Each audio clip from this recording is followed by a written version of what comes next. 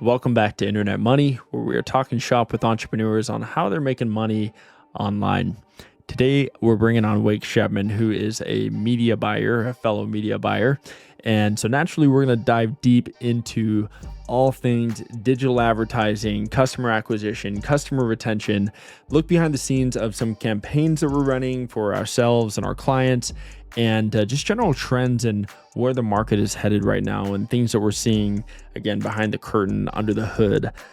Wake's one of those guys who will hit me up out of nowhere and share some crazy idea that he has about ads or that he's seen out in the wild, or just things that are working really well in his campaigns, and we'll nerd out and talk shop about all this stuff. So I thought it would be fun to bring him on here and have one of these kinds of conversations, hopefully spark some ideas for you and your marketing campaigns. If you go look at his social media accounts, you'll see him doing some crazy stunts because he is a professional rollerblader, skater. So he's skated for Nitro Circus, if you know who they are, and we talk a little bit about that as well, which is fun.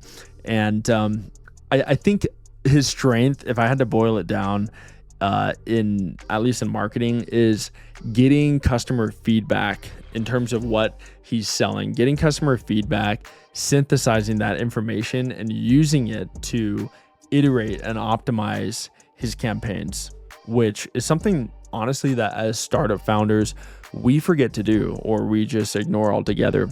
And I think this is what makes him so good at what he does. So hope you enjoy this episode. You're going to want to stick around until the end. The last little bit of our conversation, we talk about a shiny object that is, I don't know if it's a trend or just something cool that a lot of marketers are doing right now to either build up agencies or generate leads and build these kind of passive income machines, which is pretty crazy. So enjoy the episode. This was a good one. Yeah, like from pretty much any angle, like whether it's the automation side, whether it's the even as simple as like email, SMS, landing page side, it's like easy, throw it up, quick, nasty, fast. And yeah, dude, I have been thinking about this a lot lately, like with landing pages and like just, I don't know, shiny object syndrome, even where I like hear an idea and I'm like,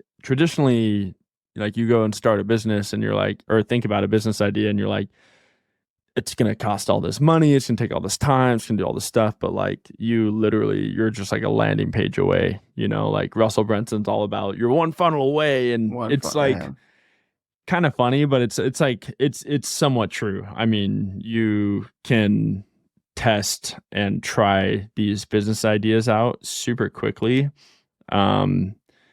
by just throwing a landing page up. And my latest like temptation is I get the itch to start like agencies all the time. So I left our last agency about a year and a half ago, and I was like, I'm not going to do an agency ever again. And I think mostly because I was just like burnt out and like, client fulfillment and sales and like being in every part of it. And it was also like pretty like highly customized. And so high touch, high interaction, like one-on-one type stuff. So I think I like was a little bit burnt out on that side of it, but also I kind of had the itch to go build all these other things.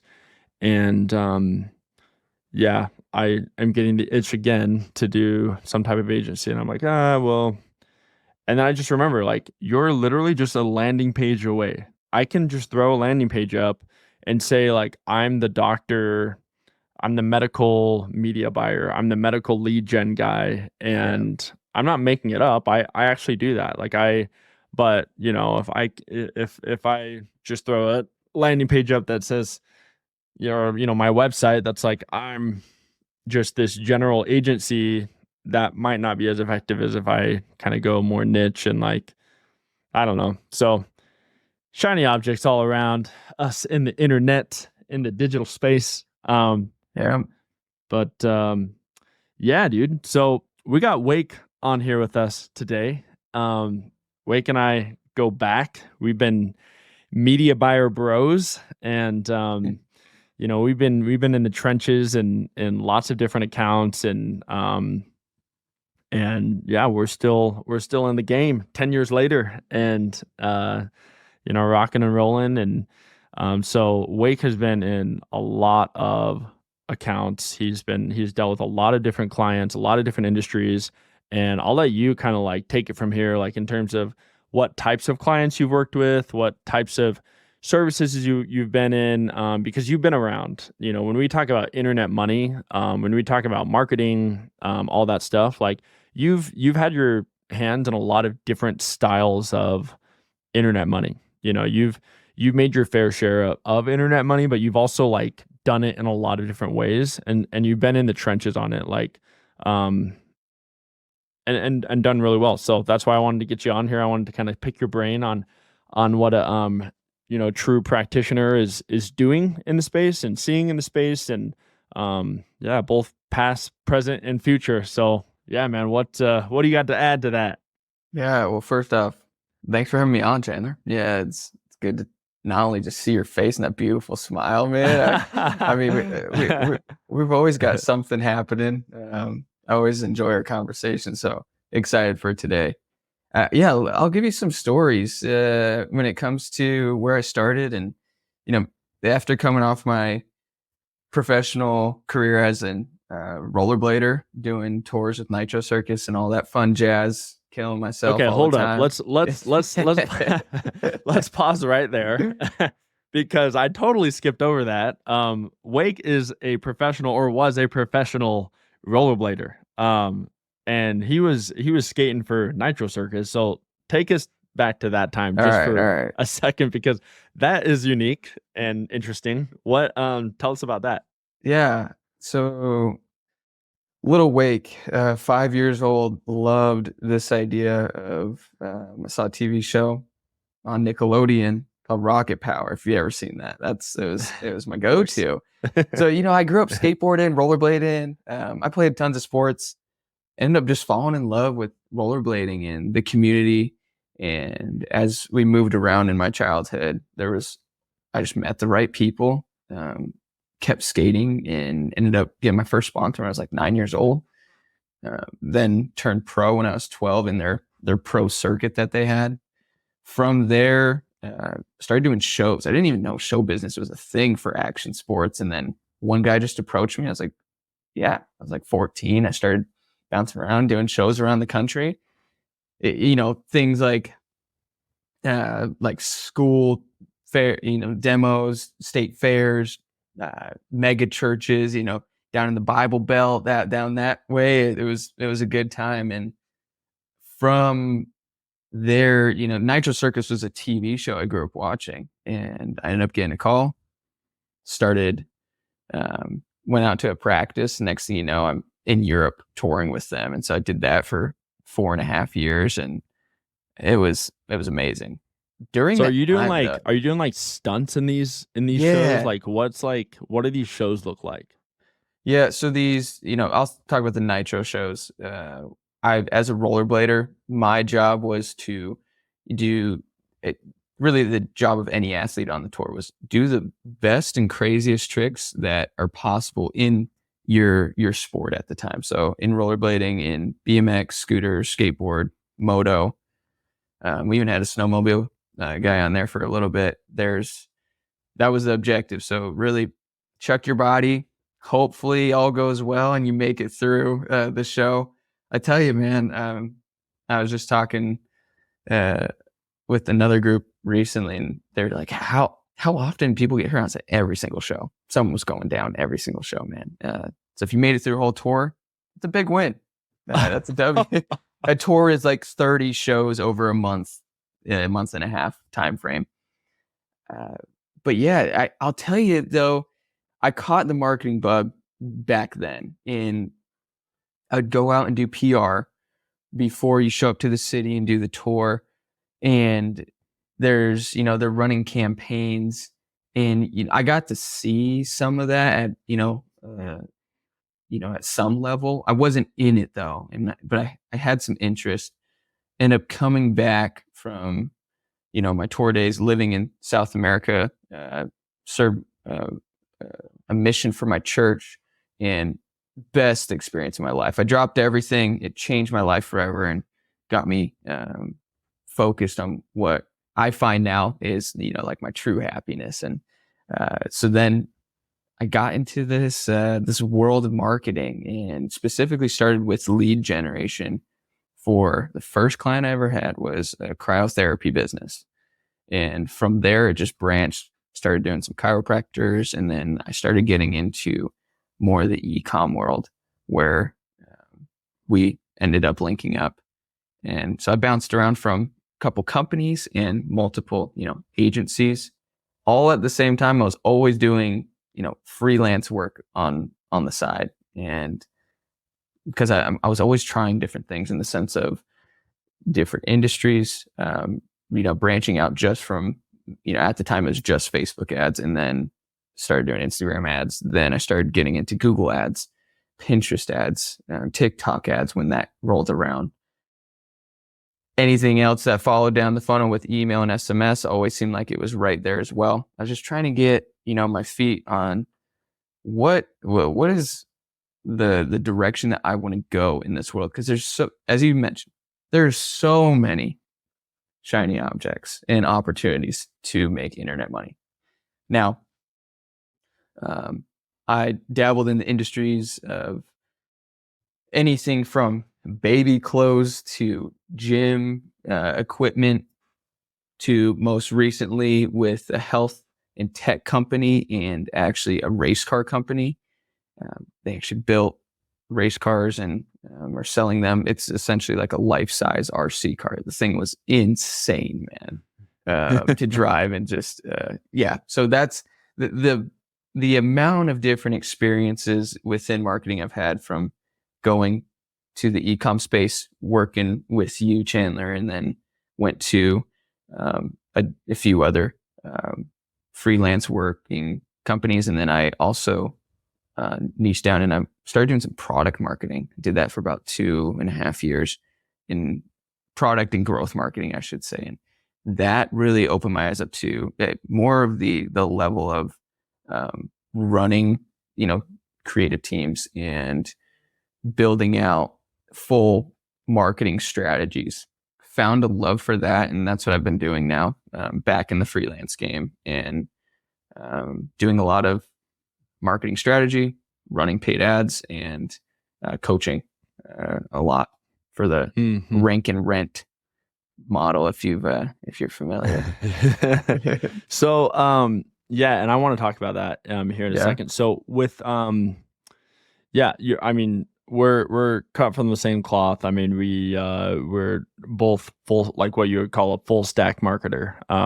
We've both been in pretty much every industry or niche, if you will, and have dipped our toes into pretty much every different kind of service or marketing tactic, whether it be, on the media buying side, email, automation, landing page, whatever it is. And yeah, it just gives you, it opens your eyes to kind of a more holistic view of how to sell stuff online.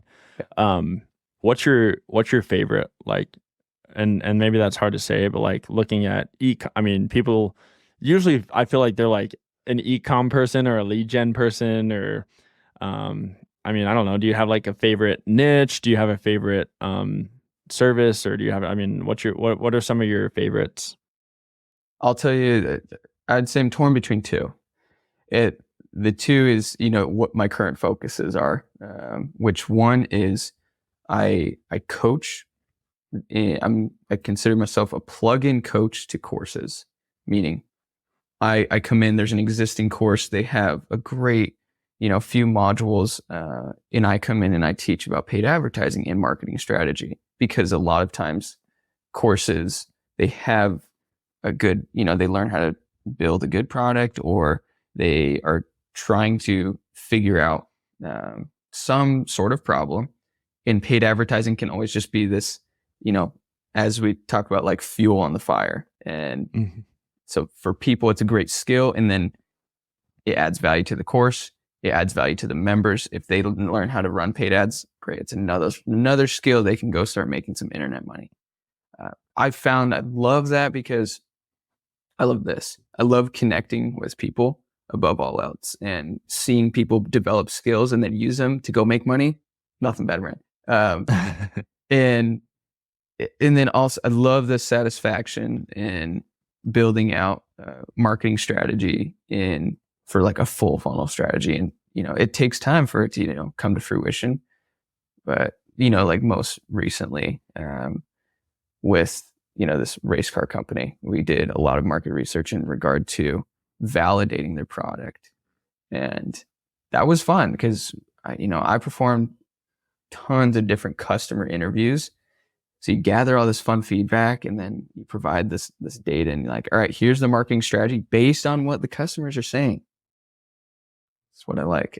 It was in the action sports realm, so very familiar to like my core, what I grew up in. So I loved that. So I'm doing more, trying to Are focus you more on are you in like that selling realm. the like what are you doing? Are you like selling the cars? Are you like getting leads for them to try and race the car? Like what is like The, exactly is the oh, their funnel? model. Hmm. Yeah. So they have two. They have a D2C play and a B2B play, and Cool.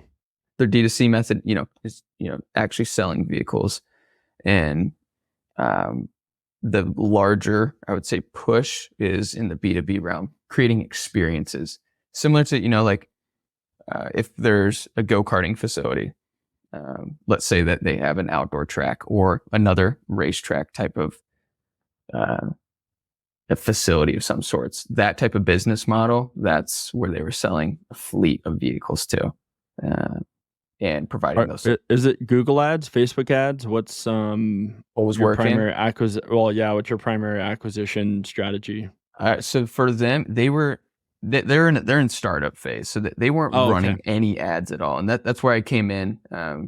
It was a buddy of mine that he was on Nitro Circus, and he asked me to come over and see what they were doing and help him out there. So they weren't even running ads. They were purely just running off of their initial network. And then what I provided was, all right, this is what I would do. And in this scenario, uh, pushing like what channels, because if their ideal customer is really going to be on LinkedIn, they're just like a higher net worth individual. These vehicles are not cheap by any means. But for what you get, it's a great value. But yeah, those are the two things I really love. I'd say what I had mentioned first, I'm really enjoying, and that is teaching the paid media and then actually helping run a lot of Google ads. That's really been a lot of the focus for the coaching of the courses. Cause it's as as you work down the funnel, the customers with the highest intent are the ones that are already searching for, they already know what they're trying to solve. They just need someone to fulfill it. And that's where, the whole Hmm. fun deal of Google ads comes in. What I mean, as you've been dealing with all these different types of clients and like industries, as well as just like seeing a general pulse on the industry as a whole, like marketing wise, what are some like big misunderstandings about running ads that you see? I don't know, pet peeves, hot takes, if you will. Mm-hmm. As you start working with someone, do you see kind of common things that are misunderstood about ads in general or marketing in general? And what are those? Yeah, I'll split them up into categories. How about this? First is, like the beginner when it comes to running ads, or the business owner that knows they should be, but are not currently. And for me, I wouldn't say it's a pet peeve. It's just like a gap in education in the sense of they just don't know yet.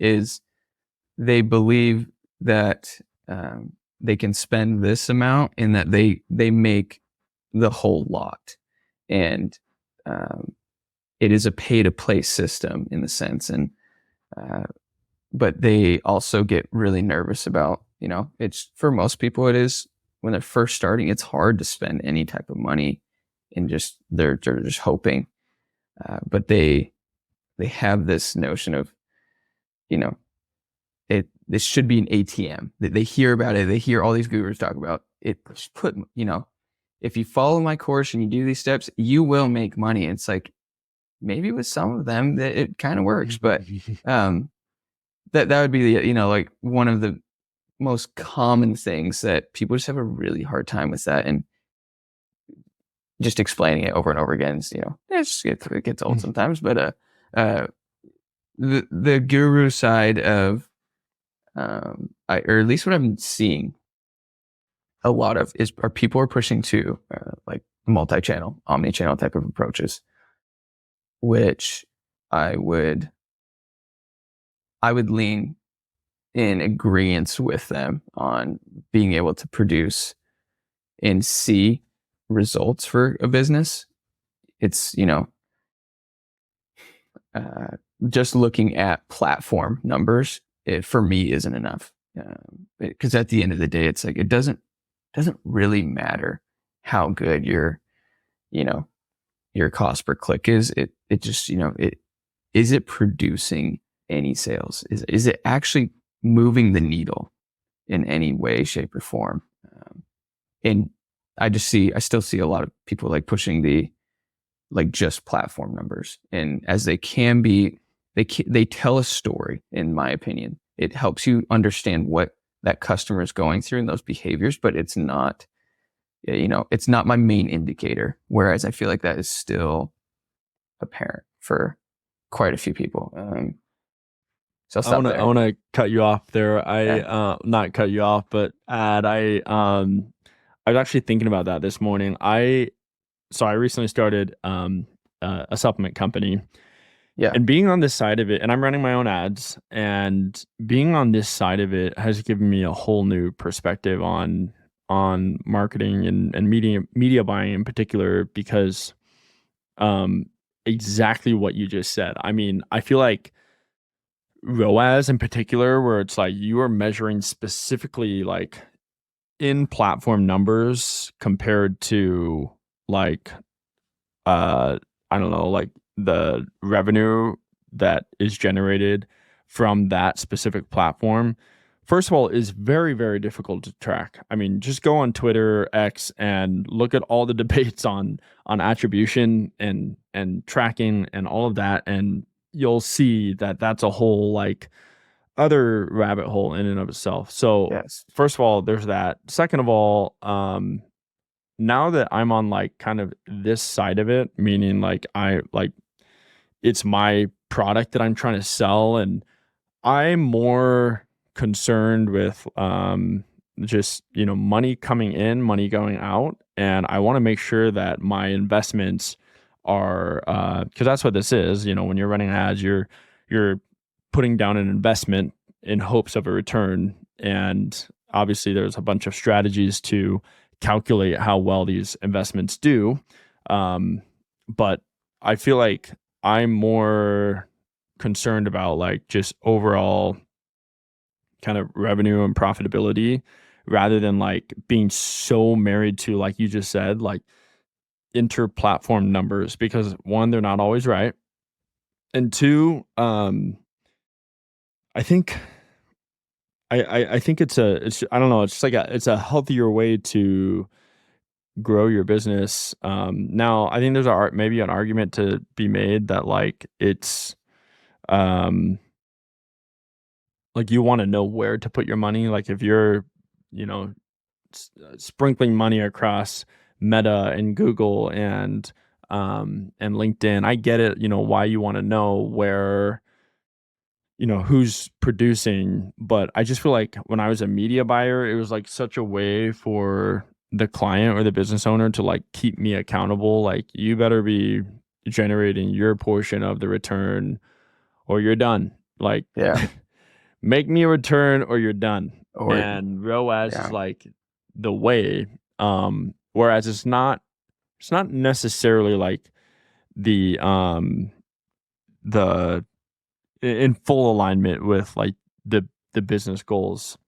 So I don't know. I don't have like a full-fledged philosophy on that yet, but I do notice kind of my shift in like approach about it. like MER is a very good example. Like I'm like now looking a lot more at MER, marketing efficiency ratio or rate, looking at my total ad spend across platforms compared to my total revenue. And then I might do like an AMER, which is like an acquisition MER. So I might take out my recurring revenue type of thing. So like that's a number I'll be looking at a little heavier, and taking more into account. And as long as that's a number that is profitable for my business, then I'm comfortable taking risks within the individual platforms. And I'm not like, oh my goodness, like so, I don't know, scared about every little decision or, creative or whatever. So I think MER is a good one. AMER. Um, I had another that I was thinking about, but did you have a note? I thought I kind of saw you like about to get in there. Do you have any thoughts on that as well? Oh yes, and in the sense of coming to like the realization that it's uh, at least taking the step back. I would say it happened for me working at this health tech company, and uh, uh, the reason I would say it happened was because of working with, they had previously had an agency running multiple channels, and then I was in the seat of the business, like, okay, how efficiently are all channels running in that sense? And because it was fun to be able to dive in and make changes, but also to be able to have that agency at your disposal. Like I wasn't the one doing all the work. It was awesome. Mhm. And they were the ones coming in and being able to, provide their insights and to be able to go back and forth with them. And it was that switch of my mindset happened. Uh, but I mean, One you one sorry, see, one thing, and yeah, I don't think it's a way for like the media buyer. I don't think it's a way to like remove accountability from the media buyer because I still feel like there needs to be that. Like the media buyer needs to be doing their job, that the marketer needs to be doing their job and doing well. So I don't feel like we need to be like, oh, ROAS doesn't matter. There's a guy kind of marketing his whole tagline is F ROAS. I mean, it's like I don't know that we need to go that I far. know Like, exactly who it is. Yeah. so Very polarizing takes. And yeah. so I some don't of know them I that. like, but yeah. Yeah, yeah, 100%. So it's like I don't know that we need to go that far, but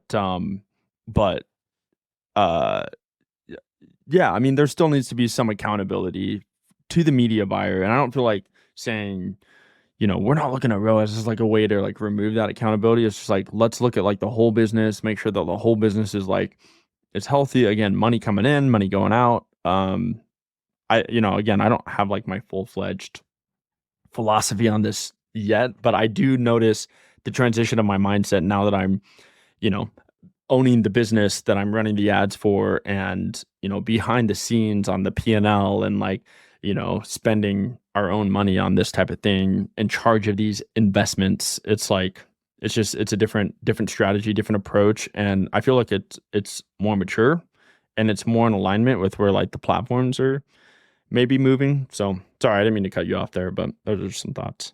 No, for me, I mean, I would say I'm aligned with you in the sense of, is that philosophy 100% baked on this, on this topic? I'd say no, but I would almost say it's a lot of like my philosophy for relationships in general. It's, like setting expectations clearly, and of like, what are you wanting from this platform? What are you expecting from marketing? And I'd say, I mean, I know you have experience. There's most business owners, they don't even have an ounce of an idea of what they're expecting from marketing.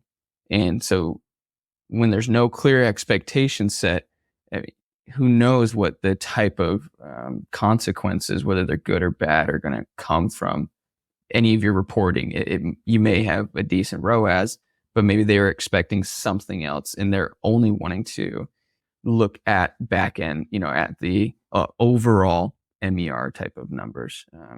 That'd be like my last thing I'd probably say is just setting the expectations. I mean, it's like rule of thumb for any relationship. It's just if you can do that well and communicate those really clearly, it, those are the winners in my mind.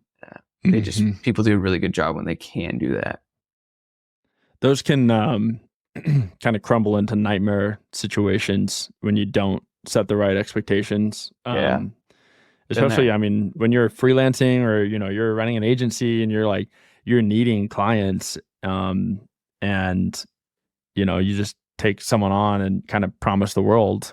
We've all been there.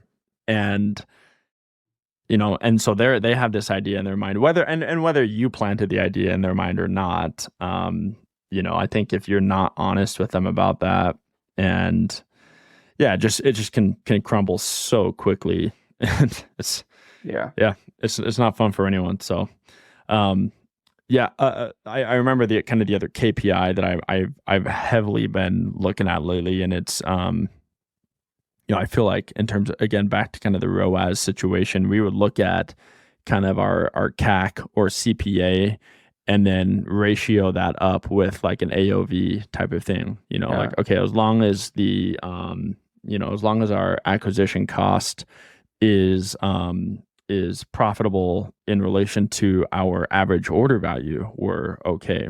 And I think that's generally the goal. We generally want to be, first purchase profitable. But again, I mean, the platforms are increasingly more competitive and saturated, and it's just there's like a shift in the market and the economy, and we it's not as easy. So I've seen a lot of media buyers just like straight up give up, or businesses give up, like not do ads anymore because they're like ads don't work anymore. And it's like they do, you just kind of have to be creative with your offers and like figure out how to make it work and engineer your business model to be able to continue to plug into these extremely powerful platforms, Meta, Google, whatever. Yeah.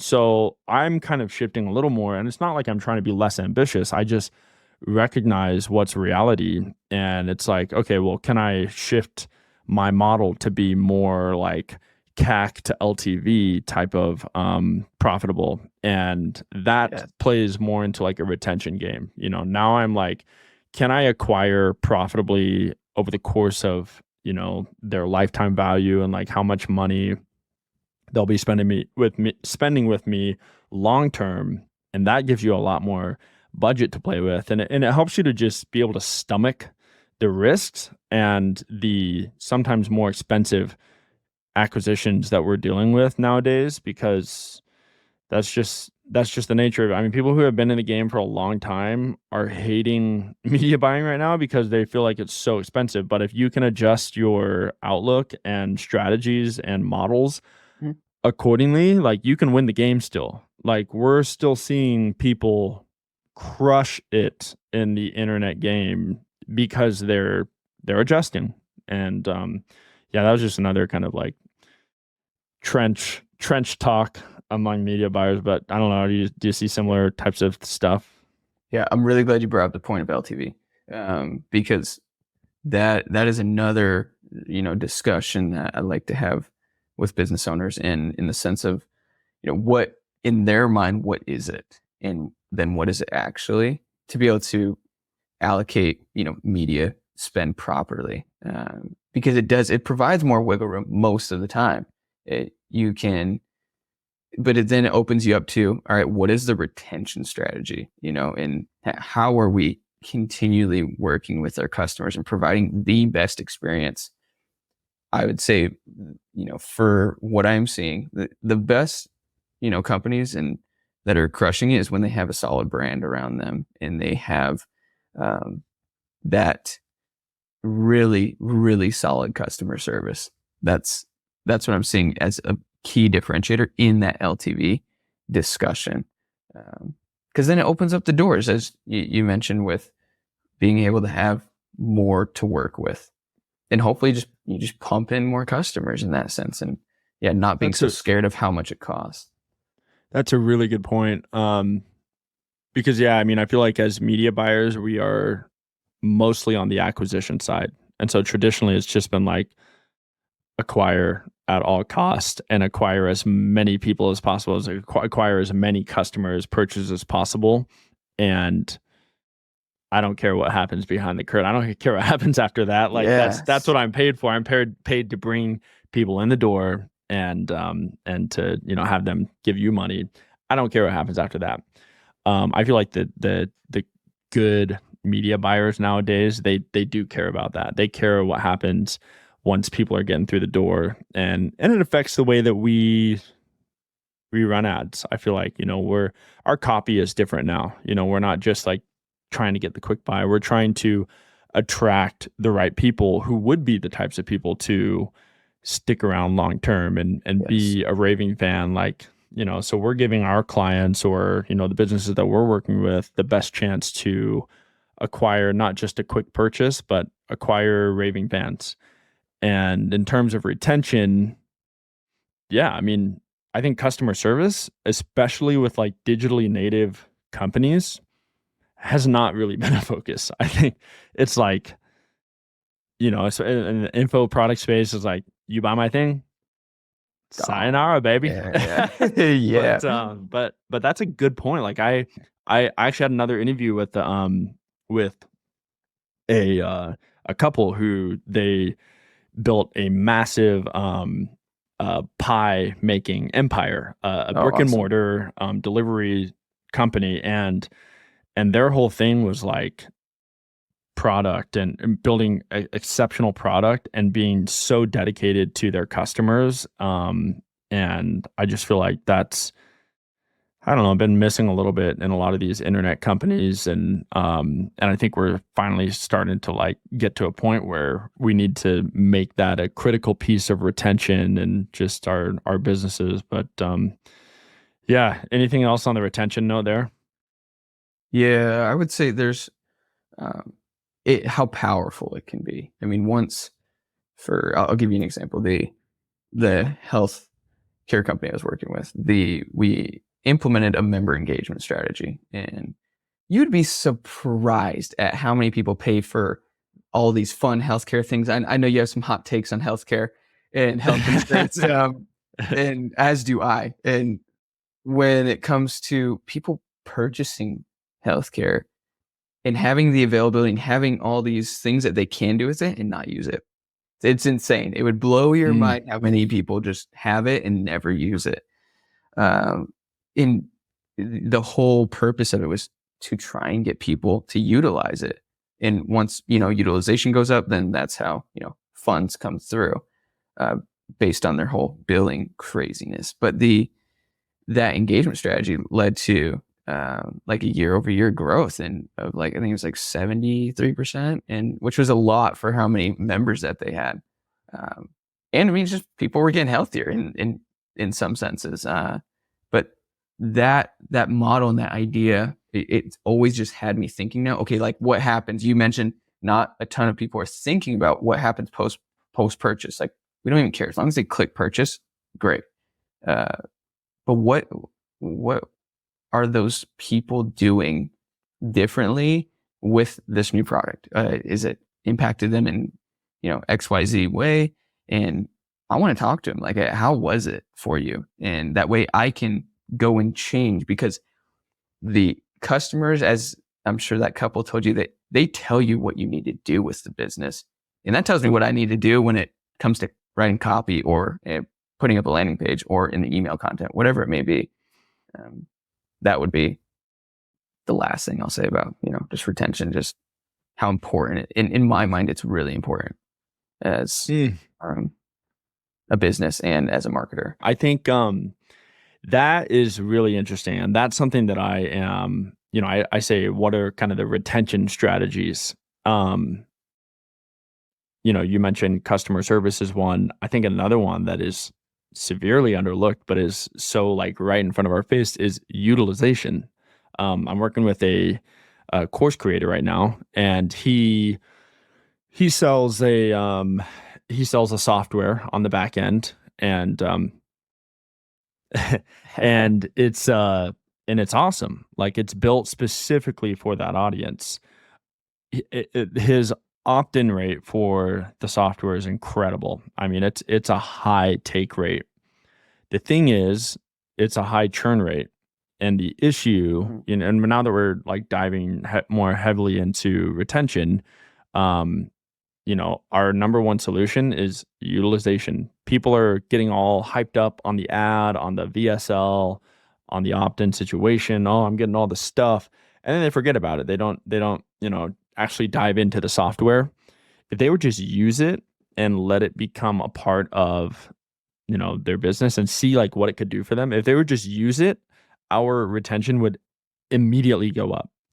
And so that's what we're working on right now. I feel like Mm. utilization is a strategy in and of itself, like believe it or Yeah. not, which is such a funny, like obvious thing. Utilization is a retention strategy, along with customer service, like we talked about, along with surveying and talking to them, boots on the ground type of situation. What do they actually want? What are the actual problems that they are looking to solve?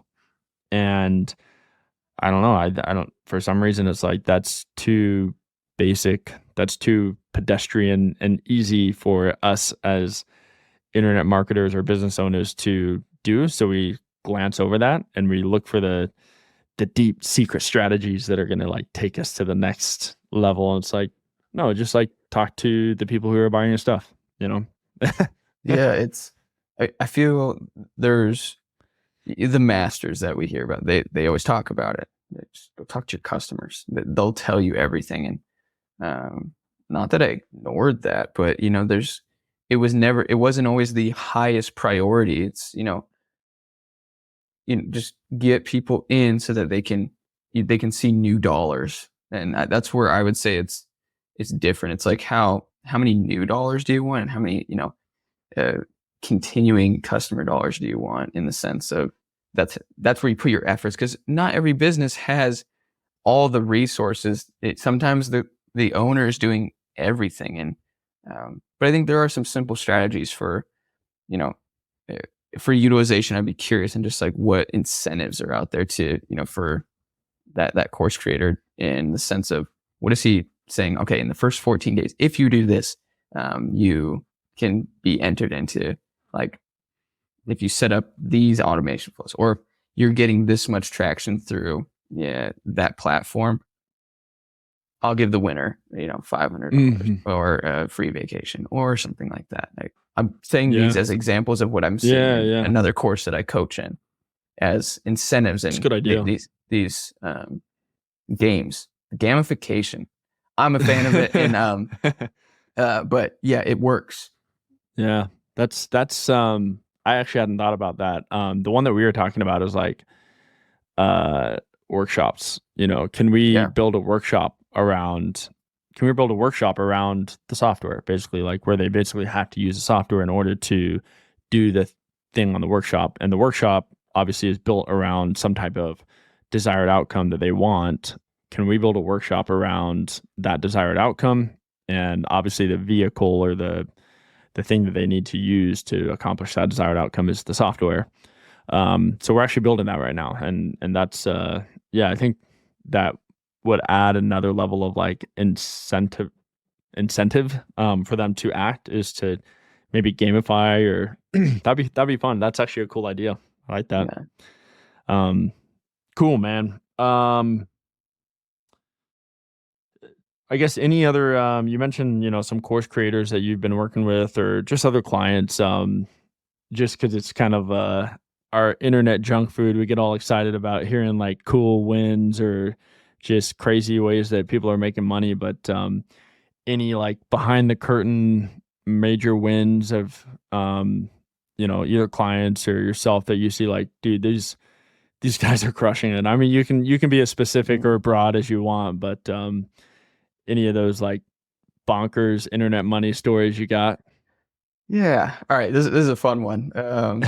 There's working with an Alaskan fishing company, and it came out of just a relationship I had previously. We had done some media buying together, and he it was just happened to have a connection. He's like, "Hey, you want to go on a fishing trip?" And I'm like, "Yeah, let's do it, man." And he's like, all right, well, he's actually needing help on some Google ads and some SEO work. And I said, deal. So I'm running trade work with them, and it's awesome.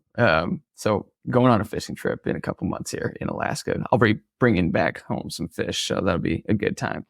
what they're seeing though is like, I mean, the with competitors in mind and just the type of uh, demographics that they're going after for their ideal persona is what they're able to leverage on Facebook is amazing.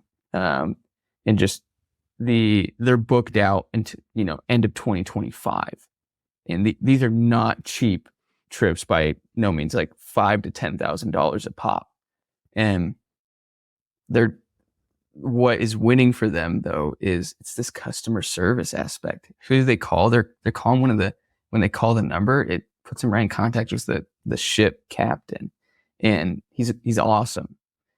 This is you ever hear like do the unscalable and then you'll figure it out later. That customer service portion, he's getting ton of traffic from both Google and Facebook, but it's that side of they're able to just close at a crazy high rate because of that main owner, that ship captain. What's another one that's been Wow. happening? That's Yeah. again, back to the pie couple. He mentioned in the early days, you got to be willing to dumpster dive. And that's such a good analogy. I've been looking for that everywhere. That's a I'm good like, one. I gotta, because man, I'm like, I'm here just sitting at my computer all day. I'm like, am I willing to dumpster dive? And so yeah, I think that's a good one.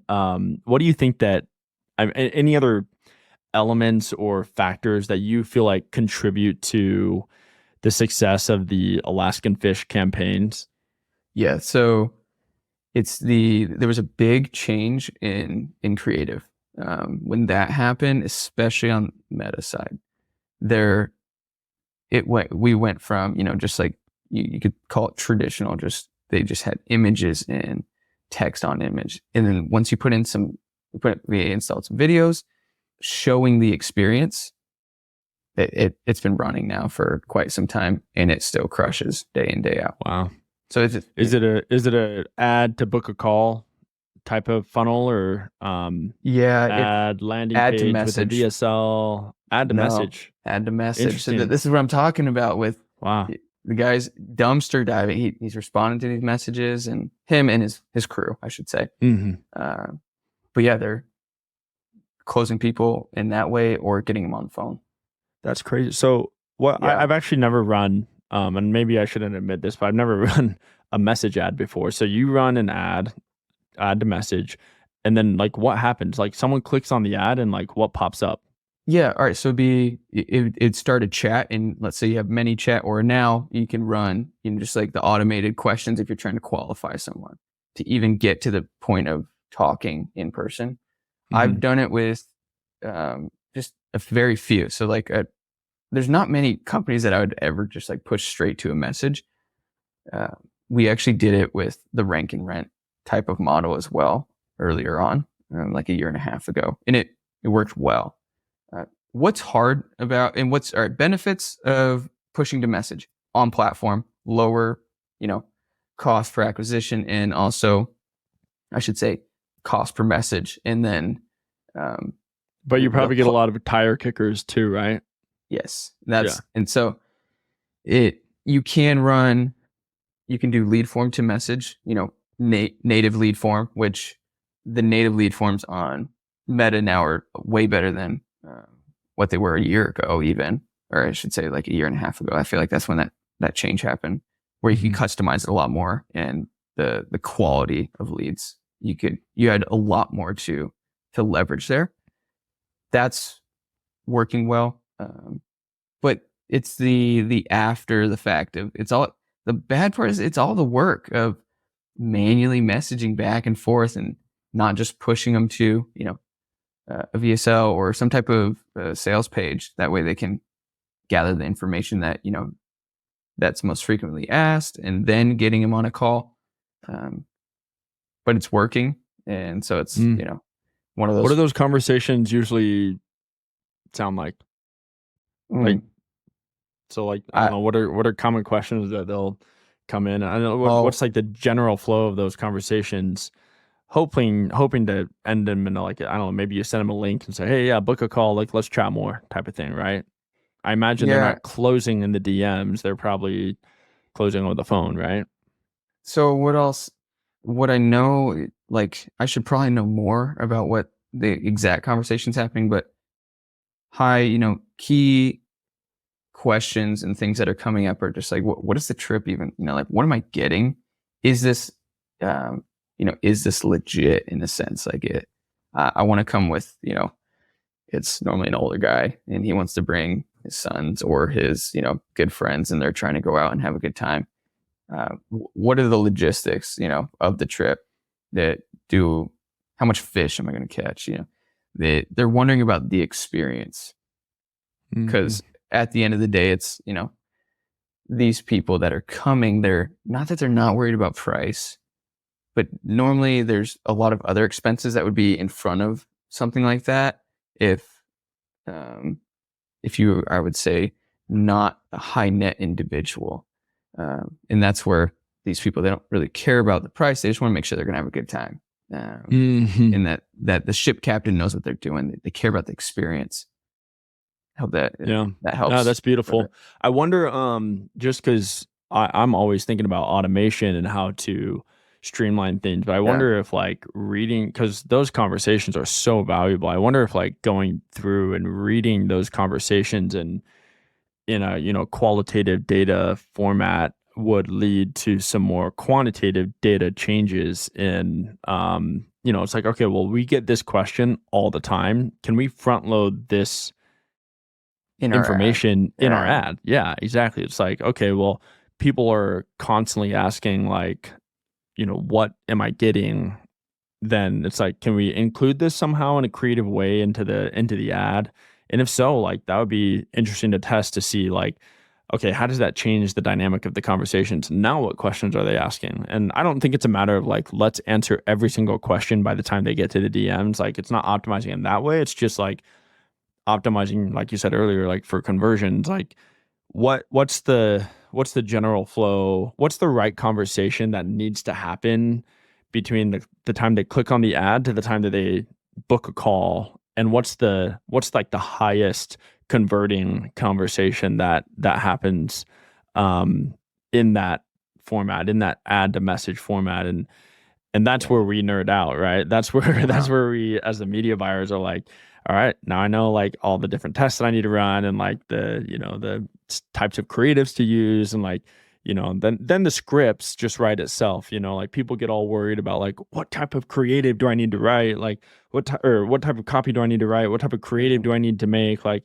it's like that stuff should write itself. Yeah, there's trends out there and like But the I don't know, trends, like but yeah, they're but they're trends. trends. Like, yeah, but like you don't need to really be as concerned about that when you are having these customer conversations because when you do, the information comes out and it becomes obvious. Like the landing page will write itself, the ad will write itself. Like, yeah, you kind of have a mental checklist of like, okay, maybe social proof, urgency, scarcity, like Yeah. hook. Like you have like these kinds of things that general frameworks that you like usually will use as a copywriter, media buyer, marketer, whatever. But in terms of like the actual meat of the ad and the marketing, it's like it really comes from talking to these customers, which I actually am in love with this ad to messenger idea. I might have to test it out with some clients, You even though it's should. not necessarily scalable. I imagine getting 500 of these conversations going in a week, and I'm like, oh, that would be hard. Yeah. I mean, you think about it for your quantitative and your qualitative type of information. I mean, surveys are great and different things, but if you're looking to get some really good feedback from should be your ideal customers, having conversations with them in that way can be really helpful, because a lot of times it takes a long time. I did it for that race car company, but getting people on a call for 45 minutes to an hour just diving in, it's so, I mean, invaluable, the information you get from their perspectives and their lifestyle, but just the information there. You make a good point on just leveraging more of that data and in the sense of and what people are saying, front load Yeah. it, even put it on. I mean, we've done it, adding things to the site, especially because this is, another topic I love is the customer journey is like when are we interjecting ourselves and what needs to be said at those different points throughout the customer journey.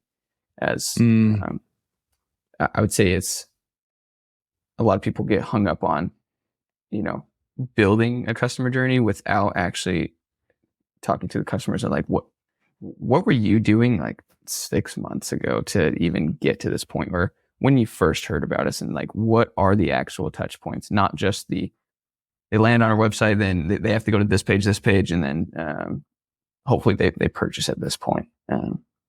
Yeah. That's cool. That's beautiful. So you're involved in another trend right now, or another strategy that's kind of crazy. Do you want to give us some insight in the rank and rent world? Like, what is it, Yes. and how is it working? And are people actually crushing it with this? Yeah. I work with a community called the Remote Business Academy, and it's based on the school platform. And I've been teaching my objective in the course of, we're at like 330 members now, is to teach about paid advertising, how I can supplement what they're doing for rank and rent. Rank and rent is leveraging, especially how we're doing it, is leveraging the opportunities for service-based businesses. So think about, anything from concrete services, like epoxy, to HVAC, electricians, roofing, window washing, tree trimming, tree type of service businesses. You're essentially the middleman, acquiring customers, passing off those leads to the actual contractors performing the work. And the biggest opportunities in the sense for rank and rent in my mind, and what I'm seeing, is the ability to throw up a site, make sure it's, really SEO friendly, and you just outrank everyone in that specific area. So there's certain qualifications that we provide in the course on who you should be going after, what cities, and the members are essentially the ones selecting what niches they believe. A lot of the times it's that, members in the course have either had previous, work in that field of, they used to be an electrician, they used to be a plumber, or they have a family member that does this type of work. So they feel inclined to do that type of niche. And through that, they're able to rank the site, and they make sure that they have a solid contractor, which is, I would say, is the hardest part. Because if you're not fulfilling the service yourself, you're relying upon another individual to do it. And we're just people. Yeah. So how are those relationships built? How are those you just kind of have to cold call and say, hey, I can generate you. It's like you're kind of like an agency. You're just like, hey, I can generate you leads. All right. So how they, are the model that we play is you have a lead in hand, because it is a lot harder to say no to someone when you already have a customer for them. Instead of just saying, hey, I can do this for you. It's like, hey, I have this hot lead of someone that needs, they're looking for a new deck on their house. What's your availability like? And can you go and service this? Like, you build that relationship that way. And it's like the value up front. You provide them some significant value and say, hey, I have more leads that I'll continue to produce. You can rent out my site for $500, $1,000, $2,000 a month. And that's how the relationship goes. Because what do contractors need? And these service-based businesses, they need leads. They need work. And if they're performing the work, then it's hard to work on the business. I mean, you always hear about, are you working in or on the business? Mm-hmm. So are they, is it possible for them to, and just so let's review from like top bottom. So I want to do this for plumbers, say, and I go out, buy a domain for, let's call it Plumber's Crack. No, that's a good one. I think that one exists, but yeah, that's a good one. Okay, let's go. So I got plumberscrack.com, and I through my special SEO ninja skills can rank plumber's crack here in Lehigh, Utah. And now I get, a bunch of people that need plumbing services coming to my site. And so I go find Joe down the road who's been a plumber for 15 years and say, "Hey, I have 5 leads who are looking to install a new bathtub. Uh, are you interested in me sending them your way?" And then, I then negotiate with him to am I exclusive to him, or can I get multiple people out here in the Salt Lake, Utah County area, or like how does that normally work? I'd say so. I've seen members do it in two ways: exclusive to that specific contractor. Um, but let's say you have an overwhelming. Let's say you get 10 leads through. For 10 leads for, let's say, like a deck or a concrete business, it's a lot in the sense of how much work that can be, depending on how many crews they have and whatnot. But they may be, your normal contractor may be booked out for a month and a half. Well, these people are wanting it right now. So you can, some members are working with multiple contractors in the area if available. A lot of the specific locations we're going after are smaller cities, because that's where there's a lot of opportunity. Mm-hmm. So, I guess the rent part of the model here is that are they not paying per lead or per referral? They're paying just a monthly retainer, basically. Yes. So it's a Wow, monthly retainer, and that's a really good deal. I think. I think yeah, that's a killer deal. and so I mean, there's, as we've experienced, I know that you've done this, I've done this for a performance-based type of marketing. It can be awesome, but it can get hard. So like, let's say that relationship, you have to follow up on every single lead with him and say, "Hey, how did that go? Like, did it actually close?" And then you're just praying that they're going to be honest with you and say, "Yeah, I owe you this much of that." Whereas Mm-hmm. if it's just the straight renting of the site, then it's, you still own, like, there's so many benefits in that way. You may be losing some dollars in the sense of, if they had 10 concrete deals go through in the month, that's a lot of money that you could be making. But it, there's always that cost benefit analysis in my mind, and we're seeing it work well across the entire US. Some people are even doing it internationally.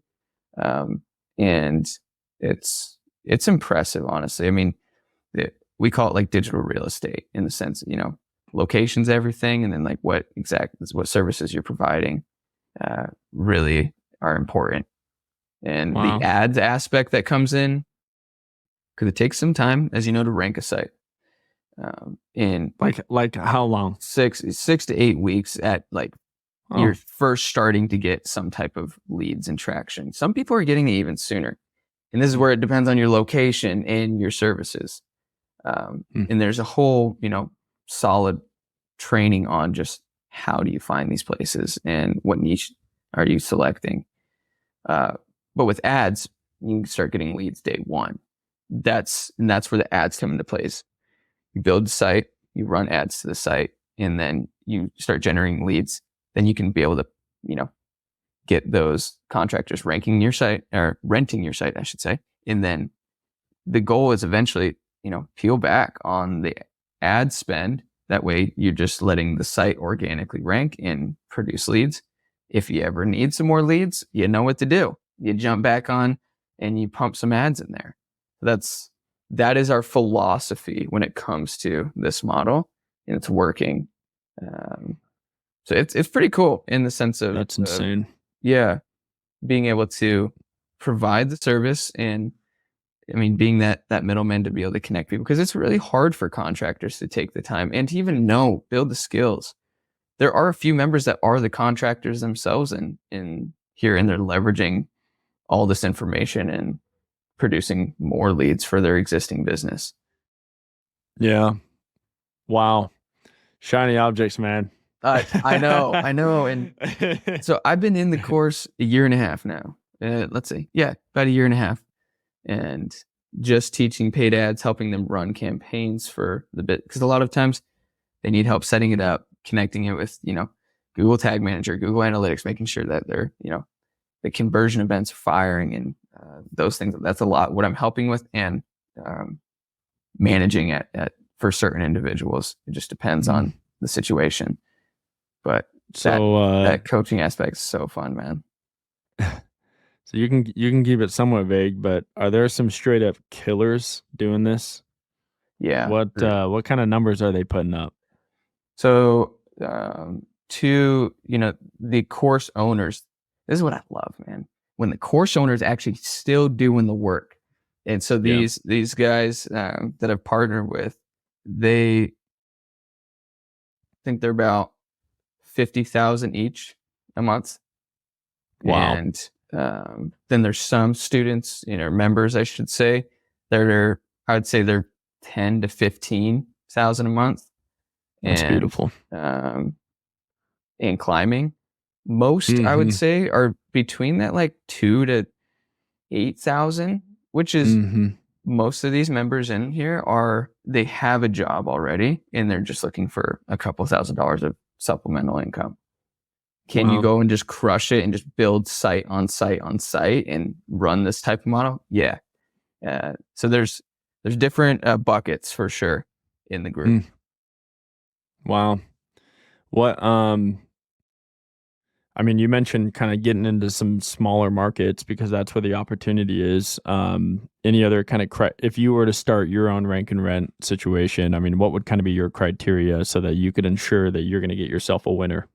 Yeah. So you're looking at locations between, 80,000 to 300,000 people. And it's really, the philosophy, the more niche you can get, normally the more of a return that you can get in building the brand equity and then producing results. Once you have that, you first select the location, and then you start doing some keyword research, figure out, what type of niches are ranking in those areas. You normally have like a handful that you're wanting to do. Most are doing higher ticket. And then from there, then you're doing that research of, is there any contractors even available in the area? Before you build the site, before you do anything, you need to know there's someone that can service these leads, because the worst, it happens. Sometimes people just jump the gun. They're like, oh, this is it. They don't even talk to the contractors. And then they're stuck with leads in hand and no one's there to service them. They either don't want them or they just, is there a way to kind of like prep and like, because that's what I would want to do. I'd be like, I'd call up a couple contractors and be like, hey, like, I mean, I don't know if I would just tell them. I'd be like, hey, I got a couple leads that I could potentially send your way. Is this something that you would potentially be interested in? And just to kind of gauge interest, I mean, is that something that you could do, or you want to have them in hand, like ready to send? You can. Obviously, you can do that, and you will. I mean, I've closed people in that way before for businesses, but it's not. We just find there's a higher success when you have lead in hand. So that's what I would say for that. Yeah. Any last bits on there you want to wrap up on? Yeah, it's like I touched on this at the very beginning. It's the making sure that you have the people, that contractor, they will be able to fulfill that service.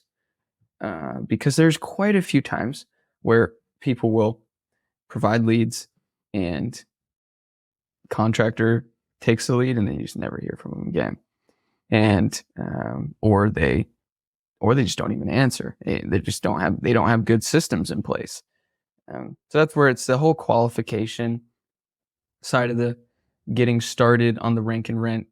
There's a lot of work up front, but it can be a very lower effort on, in the future. You just let the site continue to do its thing.